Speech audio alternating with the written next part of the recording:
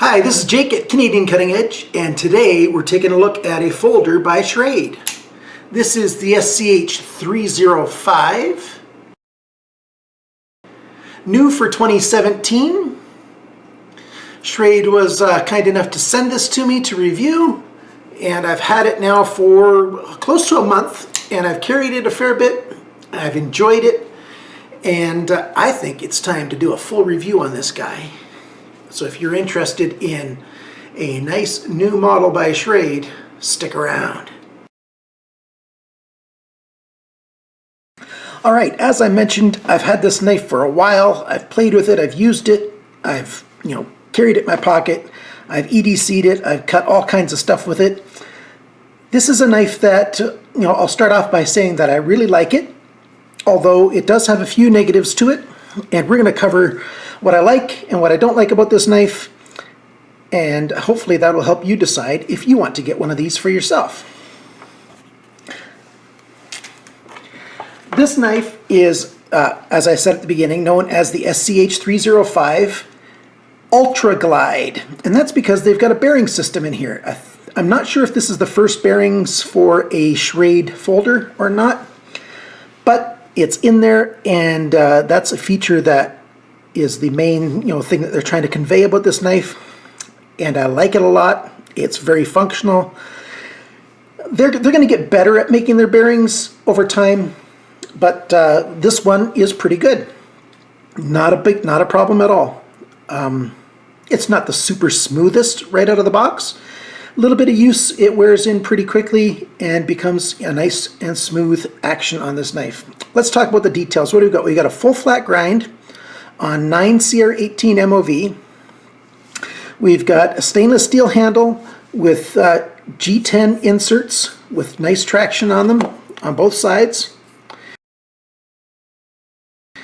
We've got a tip down right side pocket clip, thin knife in the hand, so just about anybody will find this knife fairly comfortable. I've got a large size hand and I find it very comfortable, and I think people with smaller hands and even larger hands are also going to find this knife quite comfortable. Let's go into some of the specs. The blade thickness is 1/10 of an inch, which is 2.75 millimeters, which on a full flat grind means that it comes down to a nice point, which makes this a very good slicer.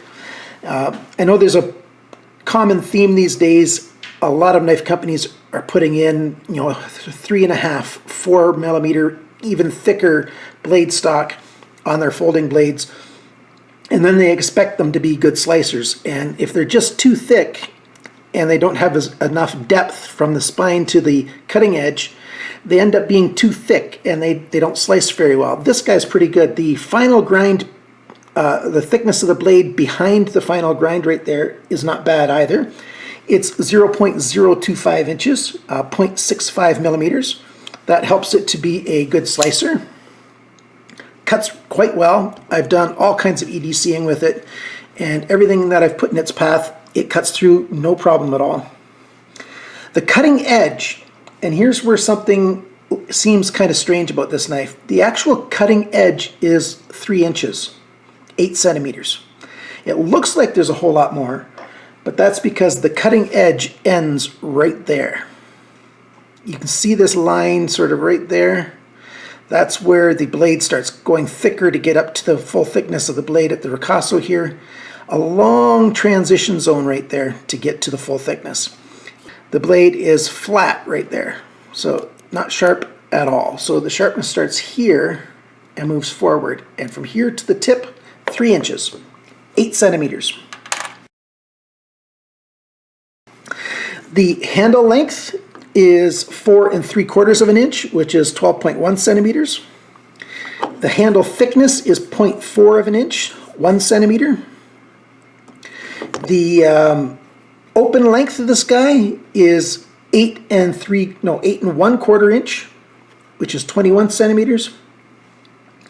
And the weight of this knife on my scale, and it's actually my wife's kitchen scale, it's pretty accurate. I've tested against other things. 5.1 ounces, which is 146 grams. That is a little bit heavy. I think they could lighten it up by some skeletonizing of the liner. Probably the only way they can save some weight on here is perhaps if they used a different material, maybe aluminum handles instead of steel, or if they skeletonized the liner itself. Let me explain why I'm not too fond of the way this was constructed. There's the end of the cutting edge, and it slowly gets thicker until it gets to the 2.75 millimeters thick. And then you've got a sharpener's choil right here, which would be a good touch if this wasn't such a long, slow, gradual increase in thickness here.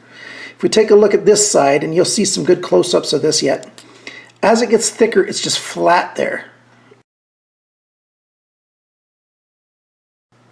And so you've got 1/2 inch wasted right here where you can't cut with that. It's just flat.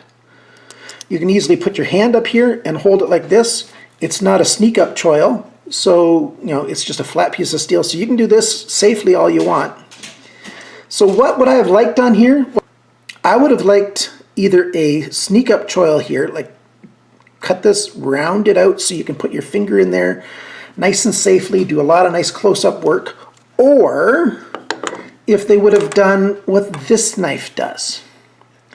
You see the difference right here? You've got a I'll hold it this way so it's the same orientation that I was using of that one.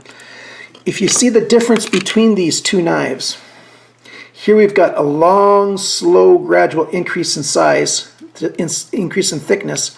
On this knife, it's over the course of, less than 1/8 inch from the spot where it's super thin till it's the full thickness of the blade. That's not really that big of a deal to me anyway, because I found that I could do all my EDC tasks just fine. So it's an improvement. It's not a huge deal to me. You get a lot of control when you're doing fine cutting by putting your thumb in there. Gives you a lot of extra dexterity and helps you cut, what you want to cut without putting in jimping and stuff. Jimping, sometimes I get tired of jimping because it tends to just sort of create a sore spot on your thumb when you're doing work for a long time. Whereas this here doesn't create any sore spot on your thumb at all while you're doing some harder work over a long period of time. And yet you can still go back here to this area of jimping when you want to have a lot of reach on your blade. A little bit more about the blade. It's got a nice fine stonewash. Stonewash is my favorite finish, so I really like that about this blade. On a full flat grind, it just looks really nice, and it actually feels smoother to the touch than other grinds do. I don't know if it's just my fingers that feel things differently or not, but I really like stonewash on a full flat grind. The stonewash continues on the steel on the handle, and then you've got your G10, really sharp looking knife, sharp in terms of being attractive. I like this knife a lot. And then you've got, this is the pivot. It's not a proprietary pivot, it's just that side doesn't require a tool because you've got the Torx on this side. So all the screws are Torx, easy to take the knife apart, easy to use the knife. Clean the knife if you need to. Open pillar construction. With sort of a 3D pillars in here. It only has 2 of them, that's all it needs. And then you've got your nice heavy stop pin there. No problem with that. Liner lock locks up right where I want a brand new knife to lock up. Let's hold it this way so when I put the still picture in you can see exactly what I mean. Tend to play with my knives while I'm watching TV. But if I would play with this a little bit longer, it would get a whole lot smoother. I've seen other reviewers say the same thing, and it's gotten smoother just in, I've probably opened it 100 times. I'm sure in the next 100, 150 times, it would become quite a bit smoother. It's not unusual for me to open a knife 100, 200, 300 times while I'm playing with it, and that really tends to help get the washers or the bearings or whatever it is just to get tracking perfectly. There's your bearings. The balls are loose. They can fall out and get lost, so be very careful if you open up this knife. Let's see if I can zoom in on that. So that's what they look like, and they sit inside the race there. and you've got it race on both sides, and 2 sets of bearings. Let's see if I can move these a little closer. So you got 2 sets of bearings on either side of the blade there, either side of the handle, and they help make everything slide really nice with the Ultra Glide. Let's get back to the blade. I forgot to talk about the thumb studs. I really like these thumb studs. I like that they're sort of 3D and having those steps going up. It's very easy for the thumb to engage the thumb studs to open the knife. Not a problem that way at all. It works very well every time. Easy to use. And it's not in the way of slicing. As I mentioned before, the end of the cutting edge is right here, and so if I'm slicing through, the thumb studs does not get in the way at all for your slicing. Another very good thing. The G10 is properly grippy, very good thing. The fit and finish for a budget knife, this is very good fit and finish. There's no big gaps between the G10 and the steel anywhere. And on such a complex shape, that would be easy for it to happen, but nope, they've done some good CNC work to make it fit in very well. I like that an awful lot. The pocket clip is very functional. It holds really well, the retention's good, it doesn't create any hot spots in my hand. When I first saw it, when I took it out of the box, I was a little concerned that this spot right here would create a hot spot, but it just never did in the use of in my time of using this knife. I do prefer if they'd make put a couple holes on this end right here so the pocket clip could be put tip up or tip down. I say that because a lot of people that watch this channel like tip up and don't really prefer tip down. I don't mind tip down. You can watch my video on the discussion of tip up, tip down and see that I genuinely don't really care either way, but I know a lot of other people do. So that could be a thing that they change. A nice stonewash on that pocket clip. The lanyard hole is perfect. So many companies screw up the lanyard hole. I've seen so many knives where the lanyard hole is like in this region here or something. That just doesn't make any sense to me. Why would you put a lanyard hole over an inch away from the end of the handle? It just doesn't make sense. This lanyard hole is perfect. Then the shape of the handle back here and this jimping here makes this knife comfortable to hold in whatever kind of hold you want to use, any grip that you want to use. It just is comfortable no matter which way you're going to hold this knife.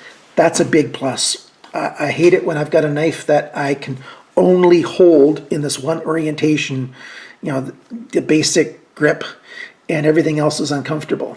Not so with this knife. I like it. I recommend it to people. I've recommended it to a few people. Some of my family has bought one of these now for themselves because it's not that pricey and it's comfortable and functional. 9C or 18 MOV is a good Chinese steel. It's very close to 440C in terms of its metallurgy. It holds an edge very well. Let's talk about that.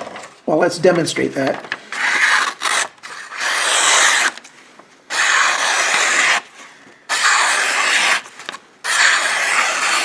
Lots of control. Oh, I was off screen on that. Lots of control for cutting with this, and that's just doing push cuts. I've not done anything to this blade. I've not sharpened it, I've not stropped it, I've not honed it. I've used it. And there you go for that. Here's some cable, and it just slides through that very easily. It's easy to cut this. This is a USB cable with 4 wires in it, copper wires. Let's do some G10. Let's cut some paracord. Almost any knife you can get it to cut through 1, but let's cut through 4 at the same time. On the count of 3. 1, 2, 3. Not bad. Slices through that very, very well. And, that kind of cut is great. This is 550 paracord with 7 strands in it. That works well. 1-inch banding. This is like for molly banding. Zips through that very, very easily. This knife doesn't have any problems cutting. It's a sharp knife. It's a strong knife. It looks good. It's attractive. Yeah, it's got a couple areas that could use some changes or improvement, but it's a first generation knife. If you like this video, please click on like, please share with your friends, please let other people know about this channel. I've got a big giveaway going on right now, so check out my video on the giveaway. Hopefully I'll link it at the very end of this video on the very last screen. There's also a subscribe button back there. If you're not yet a subscriber, I'd like you to consider subscribing. Thank you so much for that.